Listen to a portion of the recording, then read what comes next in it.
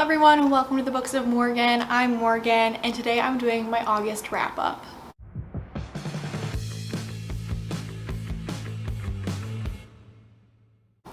So in the month of August I read a total of 10 books and I started in the 11th, but I think I'm going to finish that in September, so I won't include it in this video.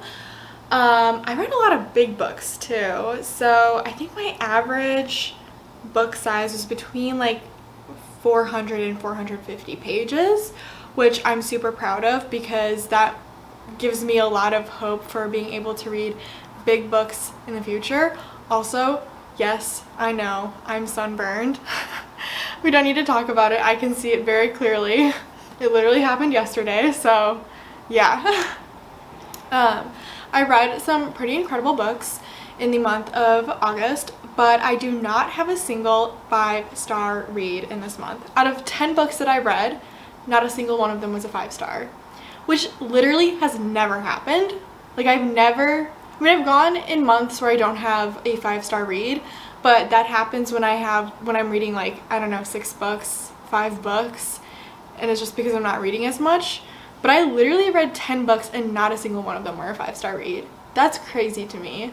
So I'm hoping in the month of September I get to read a lot better books, and none of these books were horrible. Like I enjoyed my time reading them. It's just none of them were a 5-star read for me. So I am going to show you my books in the order that I read them. So I'll start with the first book I read in the month of August, ending with the last book that I read in the month of August. The first book I read was Fountains of Silence by Ruta Sepetys. So I gave this book 4 out of 5 stars. So it was a really strong start to the month and I was like, oh my gosh, I enjoyed this book a lot. This book takes place in the 1950s in Madrid, and it follows a young housekeeper at a hotel in Madrid. Her name's Anna, I think, or Anna, and a boy named Daniel, who is from America. His father is an oil tycoon, and they're making an oil business deal with Franco, who is the dictator of Spain, and it explores a lot of unique issues to Spain during this time period, and also a lot of interesting cultural elements. There's bullfighting, there's political intrigue, there's a lot of commentary on the Catholic Church and the role that they played in a fascist dictatorship.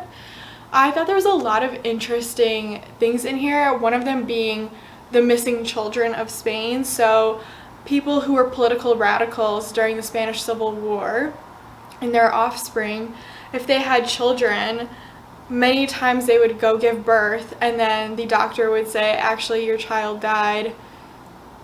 Sorry, it was a stillborn, but they would actually have a live child and put it in an orphanage and give it up for adoption to someone they deemed a more aligning with the beliefs of the fascist dictatorship with Franco's ideals. So thousands of children were, dead, but really they were being adopted by and stolen by people. It explores a lot about that. It's not it's not easy to read sometimes. Like definitely trigger warning for like stillborns and all that stuff, and like dead babies are like in this book. So if that is something that would trigger you, definitely putting that out there. There's a lot of stuff going on in this book that is very serious. I don't even know if I would consider this young adult, because I feel like Ruta Sepetys writes in such a way that you get a lot more depth from it. Like if I read this when I was 16, I would be like, whoa, this is crazy. So it was really good. My only complaint, and the reason I didn't give it 5 out of 5 stars, is that I felt that the story was a bit disjointed. Like I feel like there was a lot going on and there was just too many different elements for me to fully enjoy this book. But it is a really fast read. I think I read it in 2 days and it's 500 pages. So yeah, it's a good book. The next book that I read was The Lady and the Unicorn by Tracy Chevalier. It's very glossy. This is a medieval historical fiction novel, and this takes place in the 1400s, and it follows the making of the tapestry. The Lady and the Unicorn, and it's actually a series of tapestries.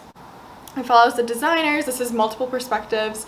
The tapestry makers, the family who commissioned the piece, and all of that. I read Tracy Chevalier's The Girl with the Pearl Earring and enjoyed it. This one I didn't enjoy as much. There's pedophilia in this, full on. Yeah, there is pedophilia. And that really bothered me. Like, that was something I could not get after. And I know the 1400s, it was a little bit different when, like, women got married at, like, I don't know, 16, 17. But there is a scene in here. There is a sexually explicit scene with, like, a 14-year-old and, like, a 29-year-old. So definitely not my favorite thing. So I gave this 3 out of 5 stars. I thought it was interesting the process in which tapestries were made in the 1400s. Like, it does go into detail about that. So, like, from an art history perspective, this was really interesting. The plot itself bothered me. Yeah. So I think if I read a nonfiction book about the making of the tapestry, I would probably enjoy that more. I also read One to Watch by Kate Stayman London. This is a romance novel, and essentially it is The Bachelorette, but with a different name to it. And it follows a plus-size woman who is selected to be the Bachelorette, or in this case, the main squeeze. And I gave this 3.5 out of 5 stars.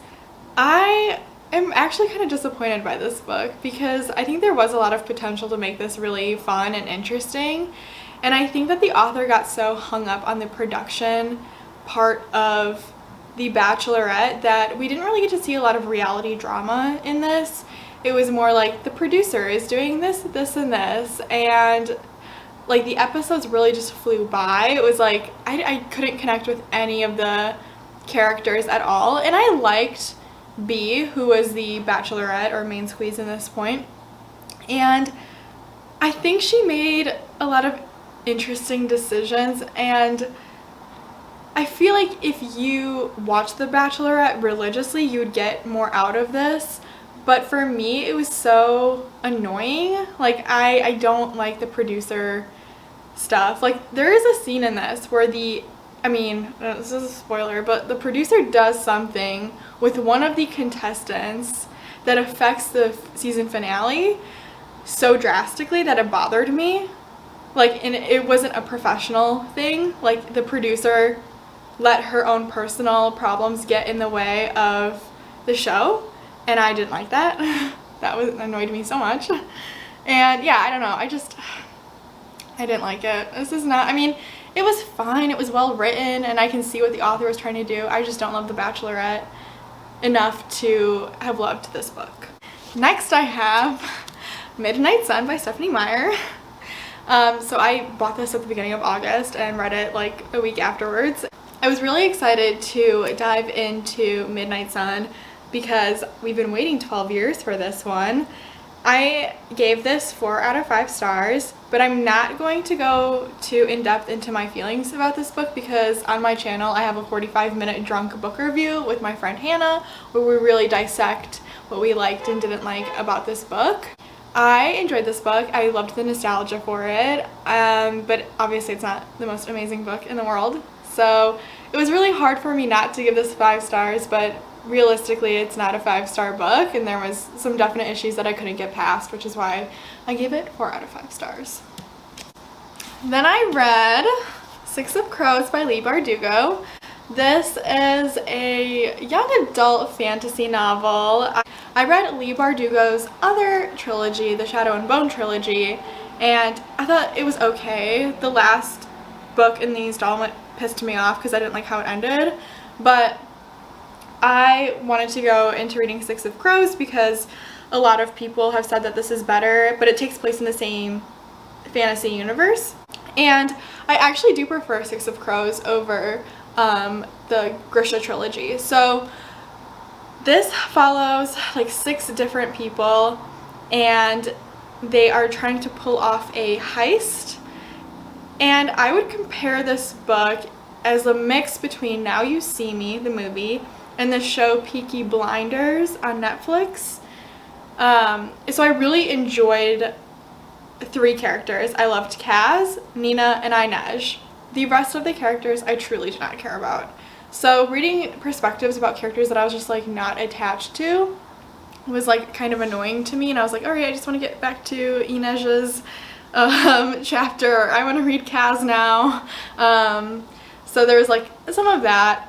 I also thought it was interesting. It's pretty brutal. Like, this book is not for the weak-minded. Like, there's a chapter in here, I think it lasts for like a page or whatever, and Kaz literally rips out somebody's eyeball, and the description of it like literally made me want to throw up. And I was like, okay, this is written for like 16-year-olds and 17-year-olds. Like, I'm 22 and I'm having like, you know, like, this is a lot. It's pretty graphic. So there's a lot of good fight scenes and like suspense, and I enjoyed it.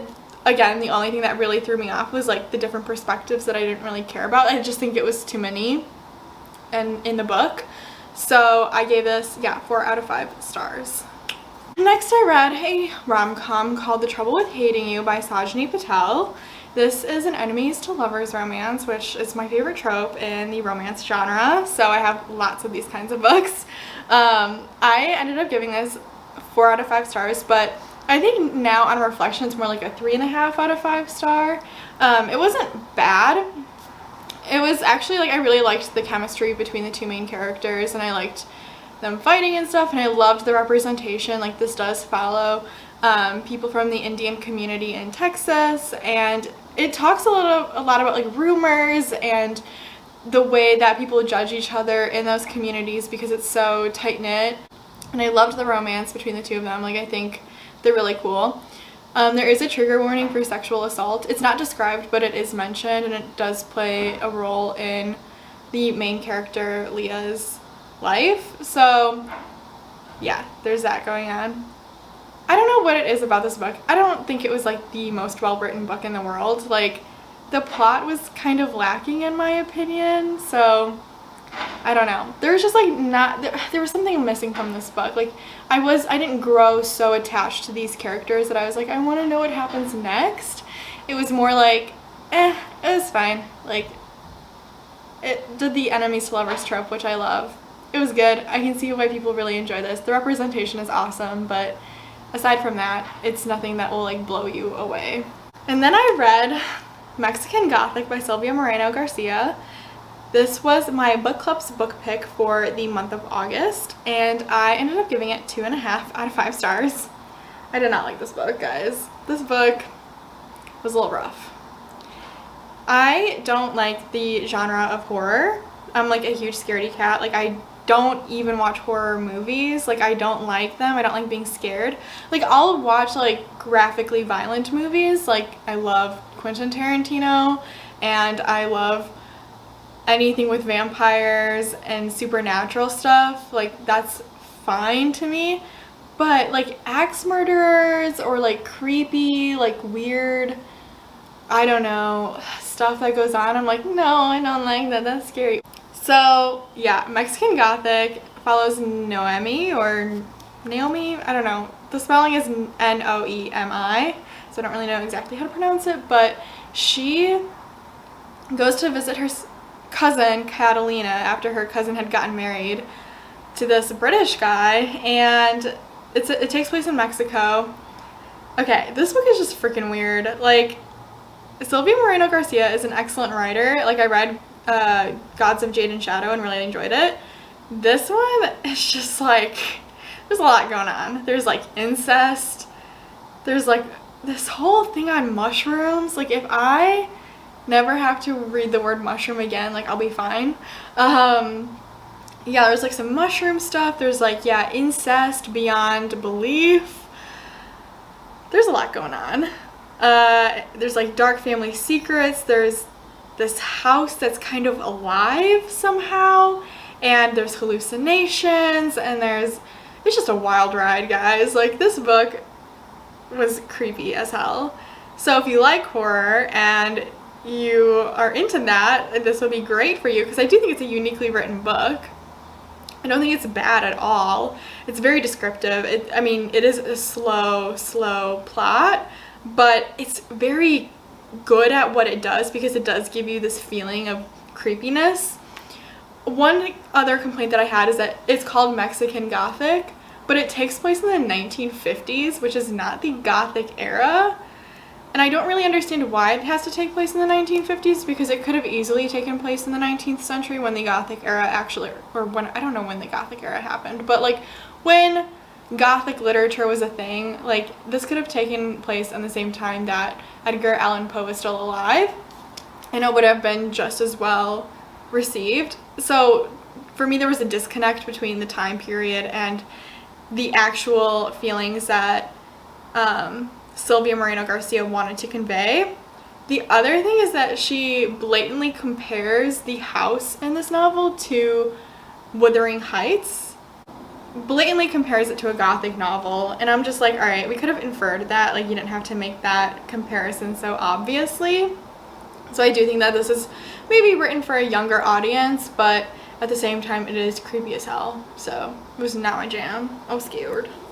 After being scared, I wanted to read another rom-com.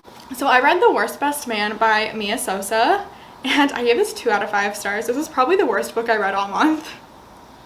Like so bad, so disappointing. I don't know how many of you have seen The Wedding Planner with J-Lo and Matthew McConaughey, but that's essentially this book in a weird way. Like that's how I felt it was. I was like, this is weirdly like a 90s rom-com, and the main character is Afro-Brazilian, and so is the author, so it has own voices. But I feel like own voices is one thing, it's another to like basically write yourself as a main character, because I did not see a difference between the main character and the author. I was like, she basically just wrote this book for herself, which I guess is fine, but I don't think she did it in a way that was successful. Like, I didn't really care for the main character and her love interest. I mean, it is enemies to lovers. He was a nice guy, and I don't think she treated him in a way that was super respectful, and her excuses for not treating him well were super annoying. Like, I feel like this is a very toxic relationship in this book, and it's not appropriate, and there's just no reason to treat someone like that. So essentially the best man at her wedding was the messenger. So like her fiance like calls off the wedding the night before, and then he like just flees. So his best man, who is his brother, ends up telling her like, hey, like he's not coming, like he doesn't want to get married, like he freaked out. And then she gets mad at the best man. He's not the guy who left you at the altar, that was the other guy. And that's like something she's so hung up on in this entire book, and I'm like, alright, chill. But I watched The Wedding Planner after reading this, and I was like, you know what, if you want to get some like wedding planner vibes in here, because like the main character is a wedding planner as well, just watch the movie. Like, this book is not worth your time at all. And then I read The Alice Network by Kate Quinn, which is a dual timeline historical fiction novel taking place during World War I and then the aftermath of World War II. And it follows 2 characters, Eve and Charlie. Charlie's a girl, Charlotte. And essentially, I thought this book was going to be one thing. So Charlie wants to find her cousin who went missing in World War II and doesn't know what happened to her. So they go on a quest to find her throughout France. I think there's a lot of adventure and travel, and they go to all these different French towns, and it's very cool. And literally within 300 pages, this is a 500-page book. After 300 pages, we find out what happened to Charlie's cousin and like where Charlie's cousin is. And I'm like, okay, wait, I thought that was the whole point of the book. But then there's additional 200 pages about what they do afterwards. And I'm like, all right, this is turning into a book that I didn't expect it to turn into. They end up hunting a Nazi, or like I guess he wasn't technically a Nazi, but he was a profiteer, so he worked for the Germans. So then they end up trying to find this guy who worked for Germans. So I'm like, this is going off into a weird thing. I did prefer the story in World War I over the story that was actually happening. But my other thing is, like, if this was solely about hunting this like profiteer slash Nazi guy, like, I would have rather read about that than like have all this background information that really took away from the story. Also, trigger warning for abortion. Holy cow. Like, there are so many abortions in this book to the point where I was like, Jesus, my God, like every woman is getting a coat hanger abortion in this. Like, this is, and it's descriptive. Like, it is very descriptive. And I was sitting there listening to this and I was literally clenching my legs closed because I was like, oh my God, this sounds horrible. It happened so frequently throughout this book for like nothing. It like literally didn't really contribute. It did not contribute to the plot at all. Like, it just kept happening and I was like, okay, Jesus. I think Kate Quinn is a really good, compelling author. There was a lot of chapters in here that I was really into. And I definitely want to read her other book, The Huntress, which is exclusively about Nazi hunting. So I think I will enjoy that one more. The last book I read in the month of August is Such a Fun Age by Kylie Reed. This book follows Alex and Amira, and they have this relationship. So Amira is an African-American babysitter for Alex's white children, and this is basically a whole book about race and class. There's a viral video that goes out eventually of Amira taking Alex's baby daughter, Briar, to a grocery store, and there's like an altercation between her and a security guard, and it's caught on tape and all this stuff. And that's essentially it. There's no plot to this book. Like, if you're looking for a plot-driven book, this is not it. Literally nothing happens. It's just like their inner thoughts and feelings about their pasts, and it does follow both Alex and Amira, so it's like dual perspective. And I could not connect to anyone in this book. I wanted to like Amira so much. Like, I wanted to root for Amira, but I just couldn't, because there were moments where she was like, I really just don't know what I want to do with my life, and I don't care what happens to me, and I want to have health insurance, but I'd have to get a full-time job. I have a degree from Templeton University, but I apply for jobs that only pay me $15 an hour and yada yada yada. And I'm like, you just have no drive. And that is something that is talked about in this book. They're like, oh yeah, she has like no drive. Like, she doesn't know what she wants to do with her life. And I'm like, that's not cute. Like, I do feel like people should have goals and reach for those goals. And when you have a 4-year degree and when you have a lot going for you, like you have support of your family and friends who want to help you and want to look over your resume and cover letter and all this stuff, like you have like a support system to help you through that process. Like, I'm going through that process myself. But at this point, she's like almost 30 and she like doesn't know what she wants to do in her life. And I'm like, that's super problematic. Like, you're just being really annoying. Like, there was parts that I was just like getting frustrated with her. Alex, don't like at all. I didn't want to root from her from the beginning. She just has really bad intentions. She's like so clouded in her privilege lenses and all this stuff that I'm like, all right, that's enough. I don't want to read from you. I mean, there was parts in here when I was reading from Alex's perspective and I was like, my stomach literally hurts because everything you're saying is so wrong. So that was my feeling on that. Yeah, so my biggest issue is like I couldn't connect to the characters. I couldn't root for any of the characters in here.